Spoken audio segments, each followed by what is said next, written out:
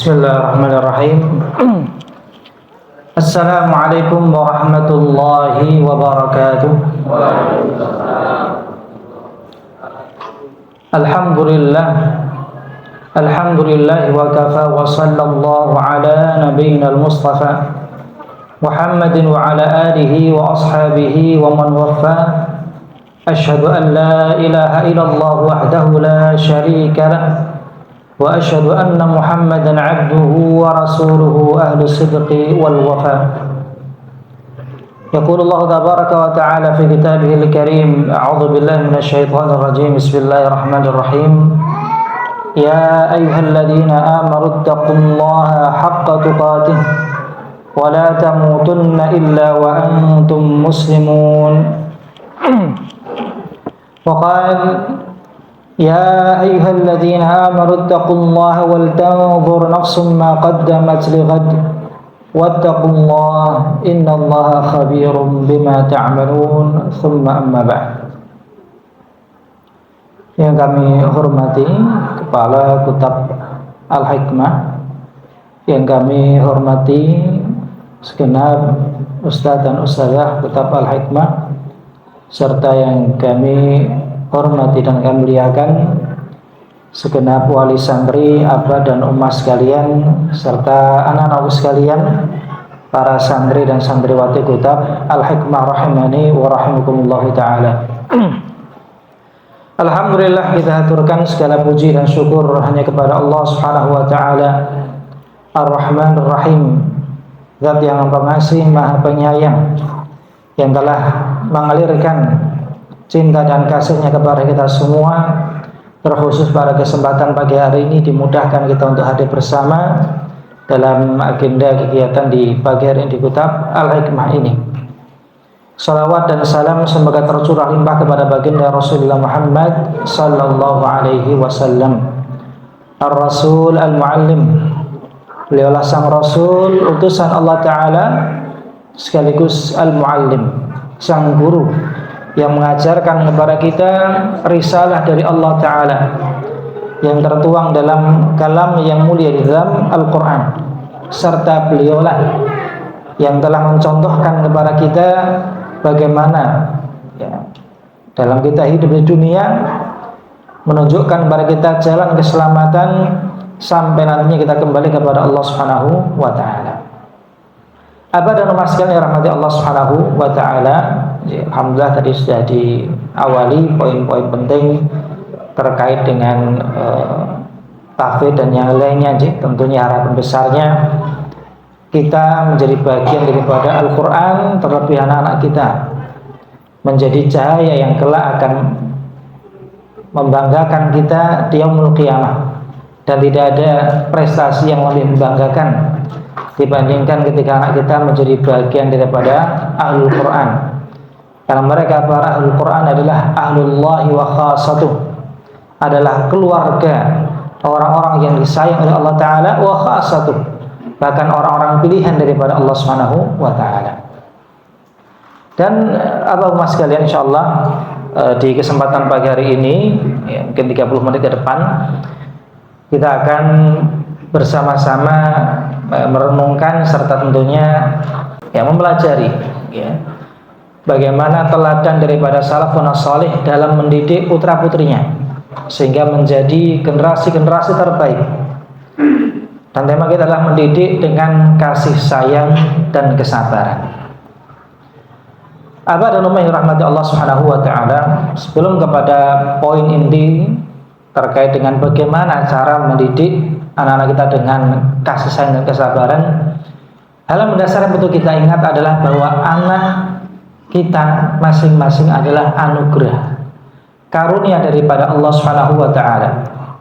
Allah firmankan di dalam surah Asy-Syu'ara ayat 49, a'udzubillahi minasyaitonir rajim, lillahi mulkus samawati wal ardh yakhluqu ma yasha' yahabu liman yasha'u inathan wa yahabu liman yasha'u adh-dhukur. Milik Allah lah kerajaan langit dan bumi, dan Allah menciptakan apa yang Dia kehendaki. Yahabu liman yasha. Ya, Allah memberikan bagi siapapun yang Allah kehendaki inatsan, anak perempuan, wa yahabu liman yasha'ud dzukur. Dan Allah memberikan bagi siapapun yang Allah kehendaki anak laki-laki. Ya, dan lanjutannya wa yuzawwijuhum dzukrana wa inatsa. Ada pula yang Allah berikan anak laki sekaligus perempuan. Wa yaj'alu man yasha'u aqima. Dan Allah menjadikan orang yang Allah kehendaki, mohon maaf, aqiman, mandul, tidak memiliki anak. Maka Allah menggunakan kata yahabu. Itu ada kata hibah, ada mauhibah. Yang namanya hibah itu hadiah, pemberian secara cuma-cuma, yang itu tujuan diambil manfaat sebesar-besarnya. Maka anak kita di satu sisi yang pertama adalah anugerah dari Allah. Maka semestinya kita memperlakukan anugerah ini dengan sebaik-baiknya. Ya, memberikan manfaat sekaligus mengambil manfaat sebesar-besarnya daripada anugerah yang Allah berikan ini. Namun di sebalik anugerah yang besar ini, anak kita adalah amanah. Ayat yang sering kita dengar dan penting untuk kita terus ingat. Soalnya Allah Ta'ala menjadikan itu sebagai mauhibah dari Allah, anugerah dari Allah. Sejati anak kita adalah amanah yang agung. Sehingga Allah firmankan dalam surah At-Tahrim, ayat yang kita hafal bersama, ya ayyuhalladzina amanu qu anfusakum wa ahlikum nara. Wahai orang-orang beriman, jagalah diri kalian dan keluarga kalian dari panas api neraka. Sampai sini saja seharusnya sudah cukup bagi kita untuk merenungkan, mengingat bahwa kita punya tugas besar. Anak yang menjadi anugerah tadi jangan sampai menghantarkan kita ke tempat yang buruk. Namun bagaimana kita berusaha menjaganya, terhindarkan dari panas api neraka yang bahkan Allah gambarkan secara eksplisit, waquduhan nasu wal hijarah. Neraka yang menjadi tempat yang mengerikan itu bahan bakarnya adalah dari manusia. Manusia yang mana? Manusia yang tidak beriman, yang tidak taat. Tidak peduli apakah itu orang tua kita, anak kita, bahkan saudara kita, atau siapapun itu. Pertalian akan terputus ketika terlepas iman dari seseorang. Waquduhan nasul hijarah. Bahan bakarnya pada api neraka adalah manusia, wal hijarah, dan juga batu-batuan. Alaiha malaikatun ghilabun syidad. Neraka yang dijaga oleh para malaikat, ya, yang kasar lagi keras. Karena tidak Allah berikan rasa rahmat bagi para malaikat yang menjaga neraka. Maka ini dua sisi jamaah sekalian. Anak kita sebagai anugerah yang tentu kita merasa senang, sehingga bahkan Allah menyebutnya qurratu a'yun, ya, bahwa anak kita adalah buah hati kita, penyejuk hati kita, penyejuk pandangan kita.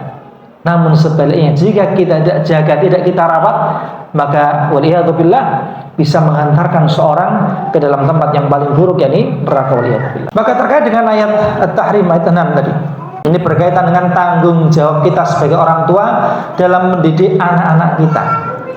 Berkata Ali bin Abi Thalib radhiyallahu ta'ala anhu, makna daripada qu anfusakum adalah allimuhum wa addibuhum. Ajarkan mereka ilmu, ajarkan mereka adab. Dan tentu adab di atas daripada ilmu. Al-adab qabla al-ilm, adab sebelum ilmu, ya. Dan sebelumnya adalah al-iman qabla al-Quran, ya. Iman sebelum Quran, adab sebelum ilmu, ya. Wal ilmu qabla al-qawli wal amal. Serta setelah ilmu yang dibekali dengan adab, ya. Adab yang dibekali dengan iman, maka akan melahirkan ilmu yang bermanfaat berupa perkataan, pengamalan yang sesuai dengan petunjuk daripada Allah dan Rasulnya. Dan lebih dari itu, sahabat Abdullah ibn Umar radhiyallahu ta'ala anhu beliau pernah mengatakan, adib ibnaka fa innaka mas'ulun an waladika. Didiklah, ya, tuntunlah adab anakmu, karena sejatinya engkau mas'ul. Engkau orang tua, engkau adalah penanggung jawab dan akan dimintai tanggung jawab an waladika, tentang anakmu yang Allah titipkan, yang Allah amarahkan kepadamu. Madza adabtahu wa madza 'allamtahu. adab apa yang telah engkau ajarkan kepada anakmu dan ilmu apa yang telah engkau sampaikan kepada anakmu. Wa innahu mas'ulun an birrika wa tawa'iyatihi laka. Sebagaimana anakmu kelak pun akan dimintai tanggung jawab oleh Allah Ta'ala tentang baktinya kepadamu, tentang taatnya kepadamu. Maka jamaah sekalian rahmati Allah Subhanahu wa Ta'ala, ini amanah yang begitu agung, tanggung jawab yang begitu besar. Jangan berhenti pada kita sayang kepada anak kita, cinta pada anak kita, namun tidak menyampaikan adab yang sesuai, tidak menyampaikan ilmu yang dibutuhkan. Maka jadilah anak kita akan terlepas daripada petunjuk Allah Ta'ala, waliyadu billah. Lalu kemudian jamaah sekalian, dari tugas yang berat, yang besar tadi, tanggung jawab untuk mendidik anak-anak kita dengan adab dan ilmu bermanfaat, bahwa penting bagi kita untuk mendidik dengan kasih sayang. Satu contoh, Abu Hurairah radhiyallahu anhu pernah meriwayatkan, beliau berkata, qabbala an-nabiy sallallahu alaihi wasallam al-Hasan ibn Ali wa 'indahu al-Aqra ibn Habis at-Tamimi jalisan. Rasulullah SAW satu ketika beliau mencium cucu beliau, jadi Hasan ibn Ali radhiyallahu ta'ala anhuma.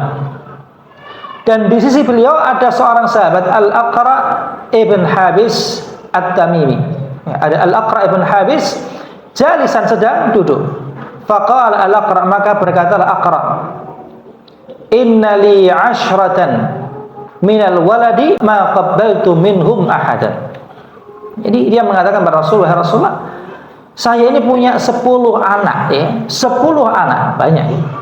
Namun tidak satu pun di antara mereka yang saya cium. Ya. Fanadhara ilaihi Rasulullah SAW. Maka Rasul melihat ke arah Al-Aqra ibn Habis.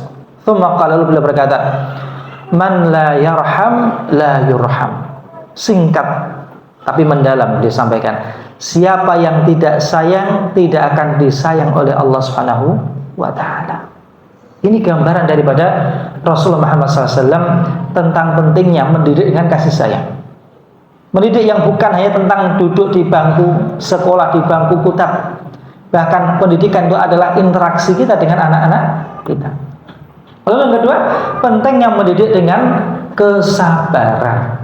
Ya. Perintah Allah Ta'ala dalam surah Thaha ayat 132, wa'mur ahlaka bis-salati wastabir 'alaiha la nas'aluka rizqan nahnu narzuquk wal 'aqibatu lit-taqwa.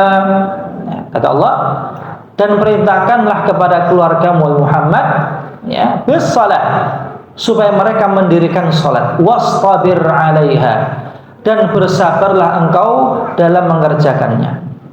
Bersabar di sini ada dua makna. Satu, bersabar kita di atas ketaatan dalam menjalankan salat. Yang kedua, sabar dalam mengajak, menuntun keluarga kita untuk menjaga salat. Jadi fokusnya utamanya kepada abah dan ummah sekalian. La nas'aluka rizqan, kami tidak meminta darimu rizki, kata Allah. Nahnu narzuquk, karena kamilah yang menjamin rizki bagimu. Wal 'aqibatu lit-taqwa, dan kesudahan yang baik hanyalah bagi hamba yang bertakwa. Beberapa faedah daripada surah Thaha ayat 132 ini yang penting kita renungkan. Yang pertama, bahwa kepala keluarga diperintahkan oleh Allah untuk mendidik, membina, membimbing, tanggung jawabnya dalam beribadah, khususnya dalam mendirikan sholat. Dan Allah mengawali dari yang paling dasar. Tugas utama kita, pekerjaan utama kita adalah beribadah kepada Allah. Dan tidak ada ibadah mahdhah yang lebih utama untuk dijalankan, yang sifatnya rutin harian, bahkan terbagi dalam 24 jam, kecuali ibadah sholat, yang tidak boleh kita tinggalkan, baik dalam keadaan kita sehat maupun sakit. Bahkan saat kita kembali kepada Allah pun sholat tidak lepas daripada diri kita. Dan ini bermula dari kewajiban seorang ayah, seorang ummah, seorang bunda, Abah dan umat sekalian, utamanya untuk memastikan ya, pendidikan tentang sholat ini betul-betul diamalkan. Yang kedua, dalam mendidik anak atau keluarga untuk beribadah ya, sholat dibutuhkan kesabaran dan kesungguhan. Jadi kalau mengatakan wa'mur ahlaka bis sholati wastabir 'alaiha, kata wastabir di sini bukan sabar yang sekedar sabar, tapi sabar yang penuh dengan kesungguhan, yang betul-betul kita berusaha. Sehingga Rasulullah SAW memberikan kaidah muru auladakum bis sholati wa hum abna'u sab'i sinin. Perintahkan anak kalian untuk sholat ketika usia 7 tahun. Apakah selesai itu saja? Tidak. Dikontrol, dipandu terus. Wadribuhum 'alaiha wa hum abna'u 10 sinin. Pukul mereka, ini anak kalian kalau tidak mau sholat ketika sudah usia 10 tahun. Ini maknanya apa? Kita wajib untuk memantau, memastikan ya, bukan sekedar tang sholat ya, terus entah bapaknya kemana, entah bundanya kemana, mungkin masih pegang HP, mungkin masih main-main. Tidak demikian. Allah menyebutkan wastabir 'alaiha, yang menunjukkan pentingnya kesabaran dan kesungguhan dalam mendidik mereka untuk menjaga kewajiban kepada Allah Ta'ala. Yang ketiga ya, Allah menyebutkan antara sholat dengan rizki. Ada apa? Allah menjamin segala kebutuhan apabila orang tua memiliki niat dan kesungguhan dalam mendidik anak. Bahwa tugas utama kita adalah menjaga ibadah kita kepada Allah. Sedangkan urusan rezeki adalah jaminan dari Allah Subhanahu wa Ta'ala. Yang perlu kita khawatirkan itu bukan berapa banyak rezeki yang kita dapatkan, tapi sudahkah kita maksimal dalam taat kita kepada Allah. Karena urusan rezeki itu bagian daripada Allah Ta'ala yang telah ditulis, digariskan bahkan sebelum kita diciptakan. Bahkan tidak seorang pun yang hidup di dunia melainkan akan disempurnakan rezekinya, meskipun ada yang disegerakan, ada yang mungkin tertunda. Tapi urusan sholat ini urusan kita, tanggung jawab kita dengan Allah. Urusan rezeki tanggung jawab Allah kepada hambanya. Dan poin yang keempat yang paling agung sebagai motivasi kita bersama, wal aqibatu littaqwa. Balasan yang terbaik itu hanya bagi yang bertakwa, yang bersungguh-sungguh dalam mendidik anaknya. Ini isyarat bahwa tidak semuanya berhasil. Mereka yang sebagai orang tua tidak semuanya berhasil dalam mendidik anaknya.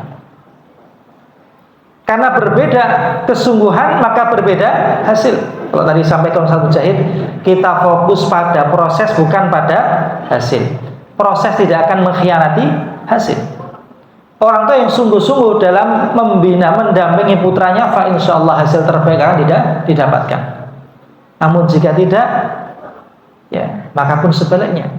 Fa inal jaza' min jinsil amal, karena balasan itu sesuai dengan apa yang ditunaikan. Dan sekali lagi sebagai motivasi, balasan yang terbaik, al-aqibah itu akhir ujungnya nanti, itu hanya bagi mereka yang bertakwa kepada Allah.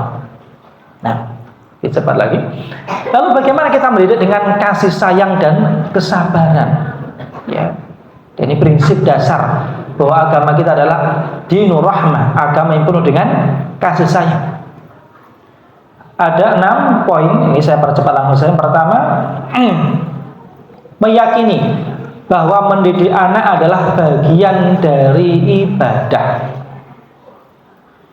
Hakikat dari mendidik anak adalah dakwah dan jihad di jalan Allah. Ibadah mulia yang penuh dengan nilai pahala. Jadi kita itu tidak kurang-kurang Allah berikan privilege. 1, diberikan anak sebagai anugerah. 2, mendidik anak bagian dari ibadah.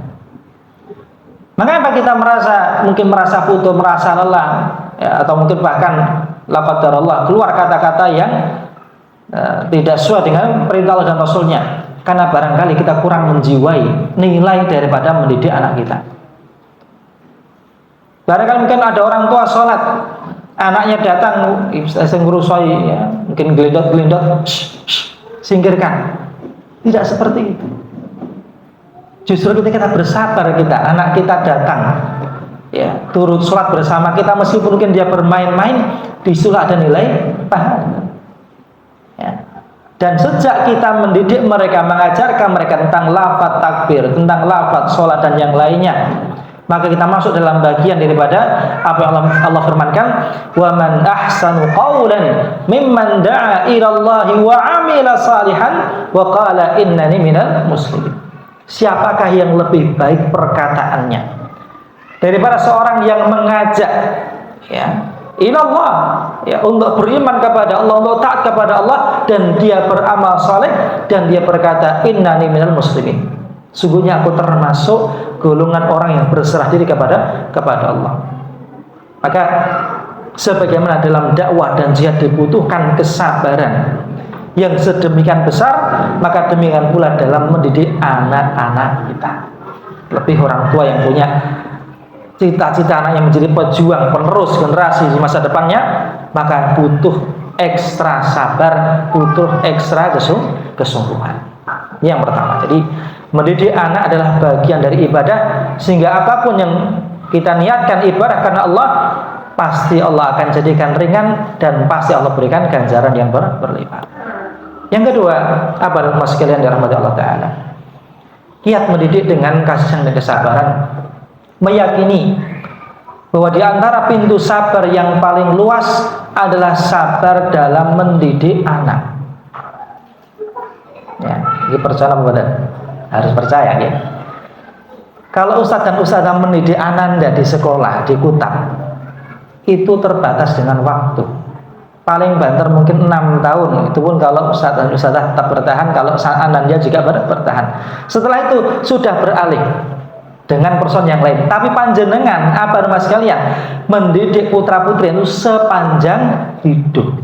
Terus ya, bahkan sejak anak itu belum lahir, mungkin sudah didoakan, diberikan nutrisi yang baik, sampai lahir kemudian bisa belajar, bisa berbicara dan yang lainnya. Apakah berhenti sampai mereka sekolah? Tidak. Berhenti saat menikah? Tidak.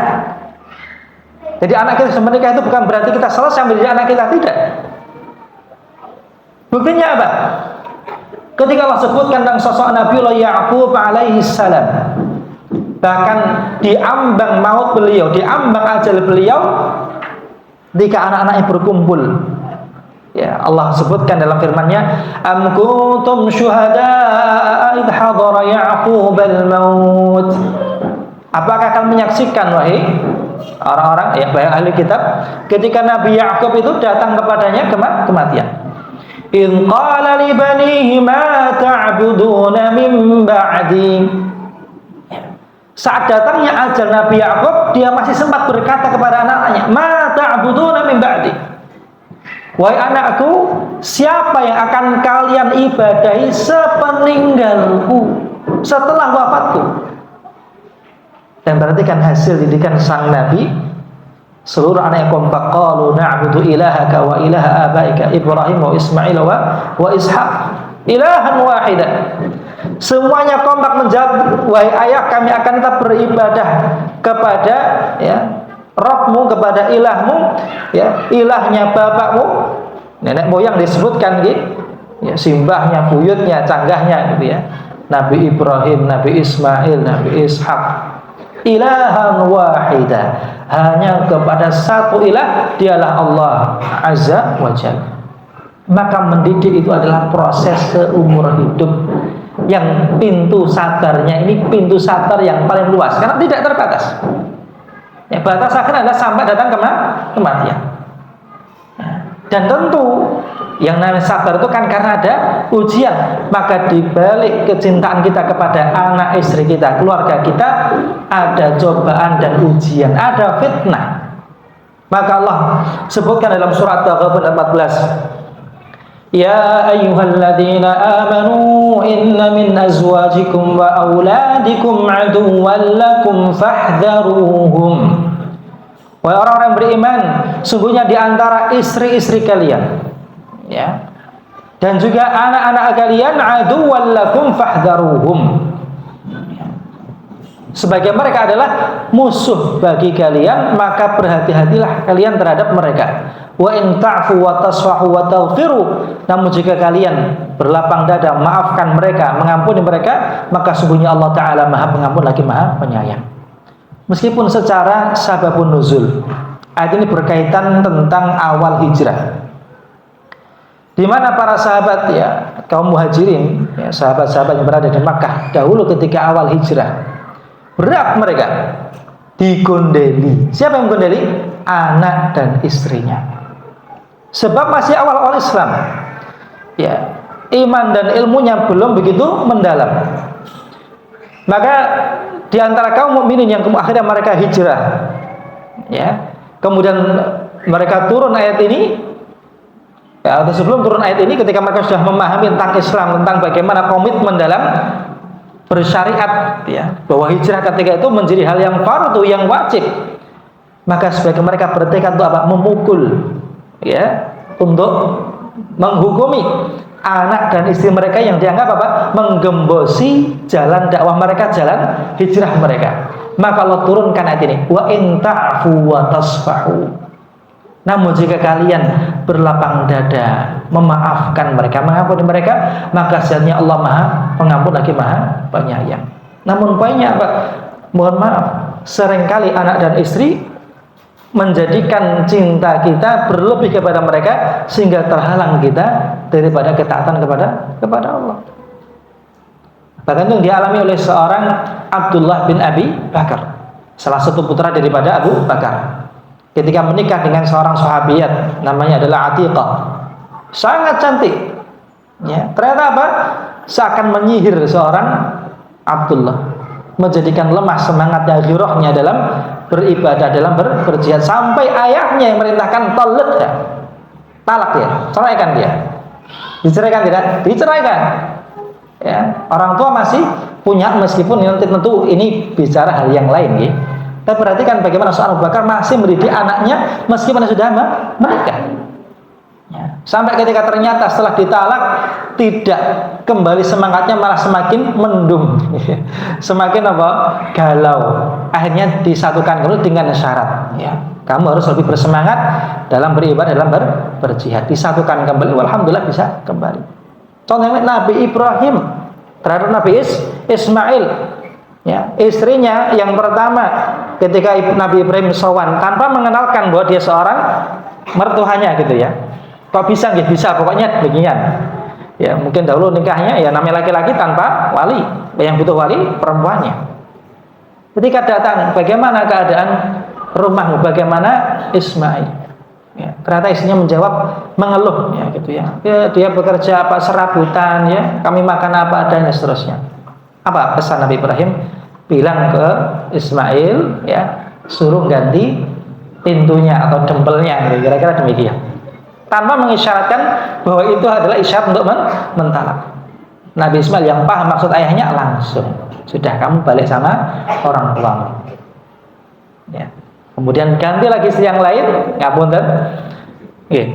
Singkatnya, kemudian istrinya menerima ya, taat ya, dan kembali kepada suaminya, dan Nabi Ibrahim mengatakan ya, katakan pada Ismail agar merawat apa? Pintu ini. Nah, itu gambaran bahwa mendidik anak itu tidak terbatas waktu, dimensi, bahkan sampai kita sudah tua, bahkan mungkin menjelang ajal kita pun, kita wajib memastikan anak kita masih di atas jalan yang lurus. Dan faedah daripada kesabaran mendidik anak kita, hadis yang kita hafal bersama, ya, sering kita ingat ya, bahwa ketika seorang meninggal dunia maka terputus seluruh amalnya kecuali 3: ilmu yang bermanfaat ya, sedekah jariyah, dan apa? Anak soleh yang mendoakan dirinya.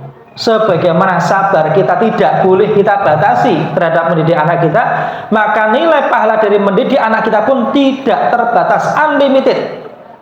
Kita sudah meninggal, pahala mengalir dari sedekah anak kita, dari ilmu mereka yang diajarkan, bahkan sampai di akhirat kelak mahkota cahaya bagi orang tua ahli Quran, bahkan memberikan syafaat bukan hanya untuk orang tuanya, keluarganya di bawahnya. Maka sabar ini begitu penting dalam mendidik anak kita. Lalu yang ketiga, mendidik dengan perhatian dan cinta. Mendidik bukan tentang perintah dan larangan, namun tentang perhatian dan kasih sayang. Tadi kalau diberikan mutaba'ah sudah komplit sekali, Masya Allah. Ketika dikutab, ketika di rumah, monggo. Ini sebagai tanggung jawab kita bersama. Termasuk menanyakan kegiatan sekolah apa, validasi suasana hati anak kita bagaimana, mendoakan saat sedang sakit, memberikan sanjungan atas kebaikan, atas prestasi, panggilan kasih, dan banyak hal yang lainnya. Ya, itu bagian daripada pendidikan.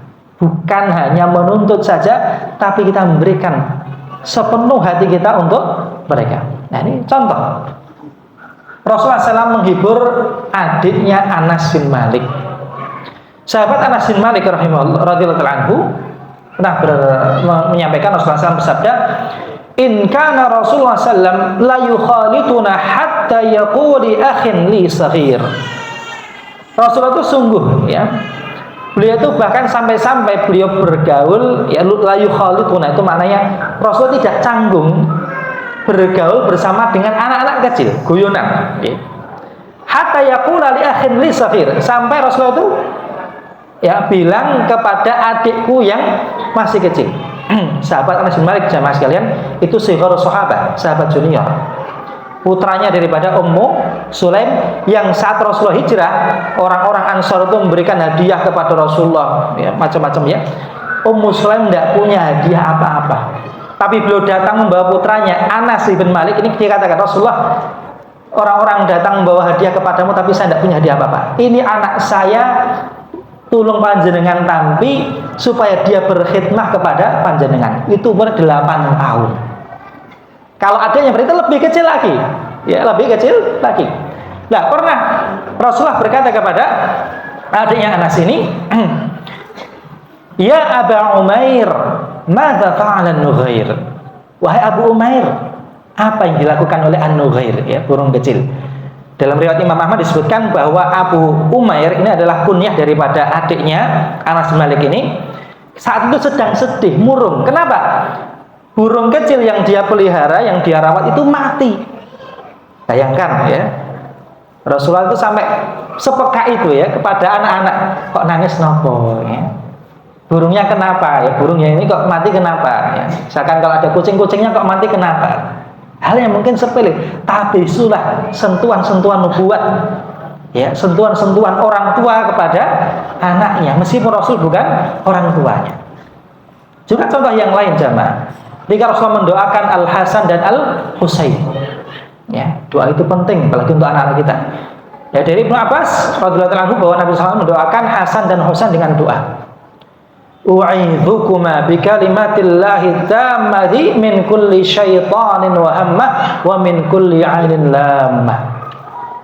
Aku minta perlindungan kepada Allah Ta'ala dengan kalimat Allah yang sempurna, ya, dari setiap gangguan setan dan racun serta gangguan ain yang buruk. Ya, dalam lanjutan hadisnya Allah SWT bersabda, "Dahulu ayah kalian Nabi Ibrahim meruqyah Ismail dan Ishak dengan doa ini."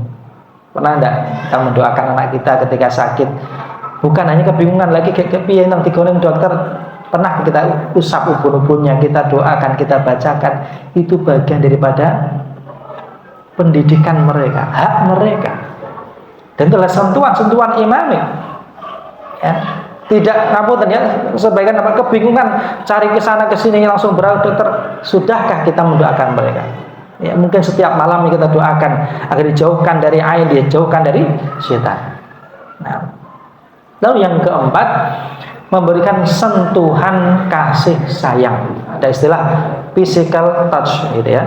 Sentuhan fisik itu perlu, baik anak laki-laki kita, anak perempuan kita, tentu sesuai dengan masanya.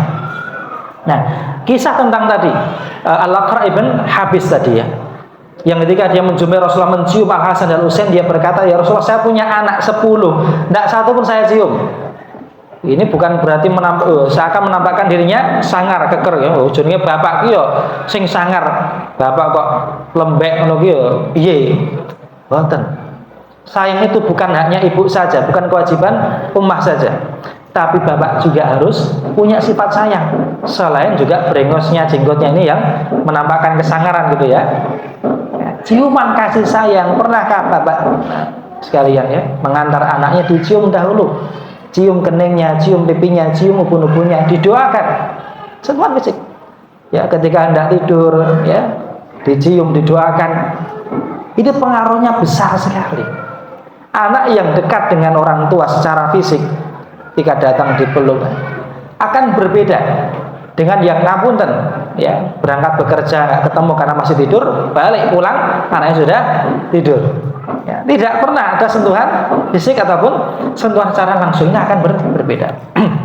Nah, Ibnu Battal rahimahullah ta'ala ketika mengomentari hadis tadi beliau mengatakan, menyayangi anak kecil, memeluknya, menciumnya dengan lembut kepadanya termasuk dari amalan yang diridhoi oleh Allah dan akan diberi ganjaran oleh Allah, berpahala.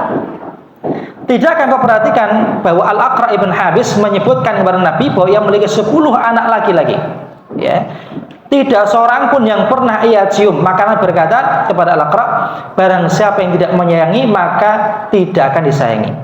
Bahkan di riwayat yang lain terhadap orang Badui Rasul mengatakan, apa yang aku mampu jikalau Allah telah mencabut rasa sayang dari hatimu.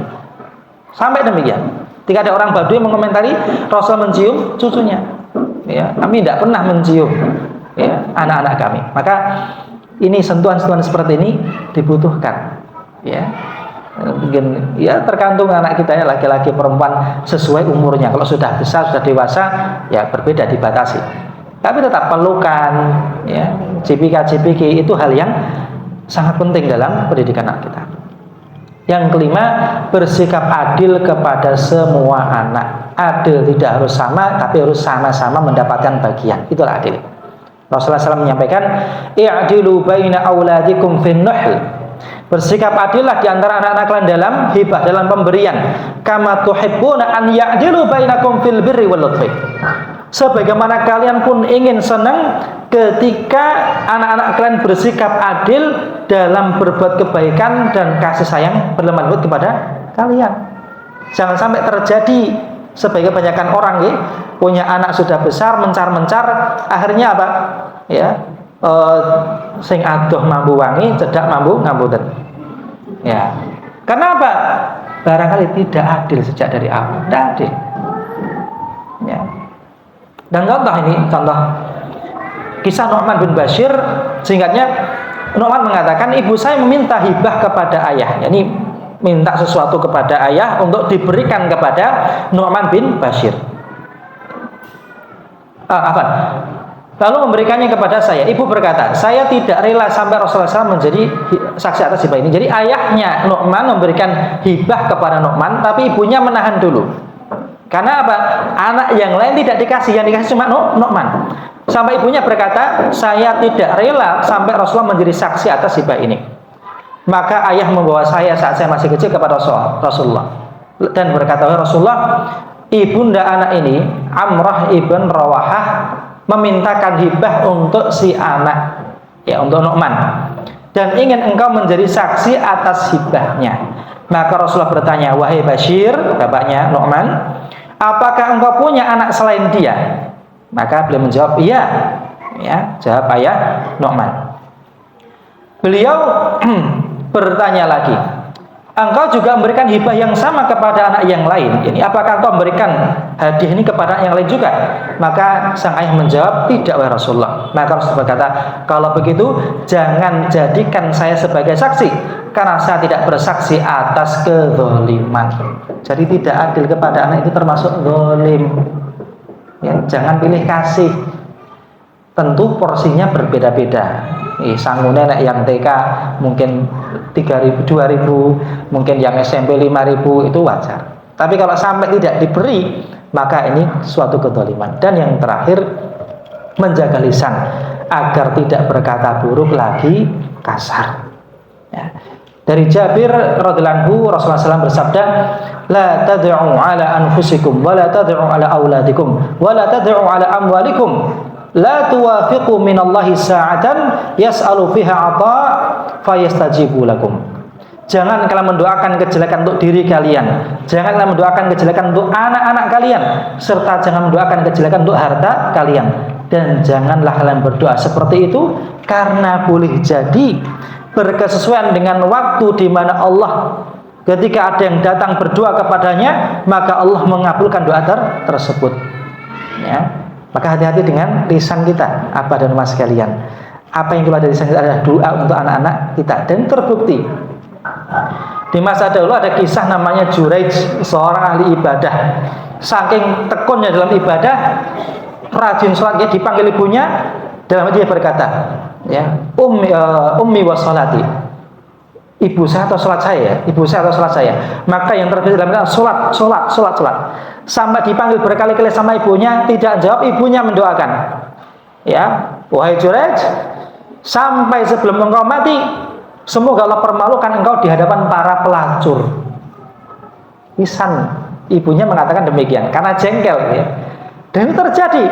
Ternyata ada seorang pelacur yang mungkin kesengsem dengan si Juraij ini, tapi nggak bisa menyentuhnya, nggak bisa dekat dengannya.